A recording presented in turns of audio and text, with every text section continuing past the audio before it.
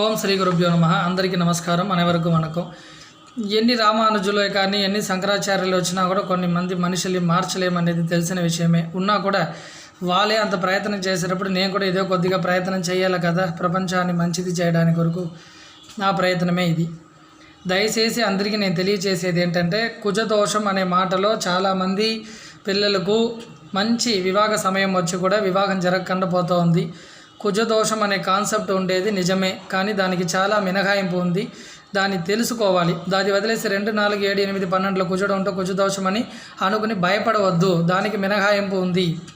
ఉచ్చస్థానే కదే కుజా దోష నవిద్యతే, ఇలాంటి చాలా మినహాయింపులు ఉన్నది. అది తెలుసుకున్న తర్వాత నిర్ణయించండి. எடுத்த உடனே ஜாதகத்தை பார்த்து செவ்வாய் தோஷம் இருக்குன்னு நினச்சிக்கிட்டு கவலைப்பட அதுக்கு நிறைய விதிவிலக்கு உண்டு. அது விதிவிலக்கெல்லாம் தெரிஞ்சு அதுக்கப்புறம் நிர்ணயிக்கிறது நல்லது. அதுதான் நல்லதே தவிர செவ்வாய் தோஷன்ற உடனே பயப்பட வேண்டிய அவசியம் கிடையாதுங்க.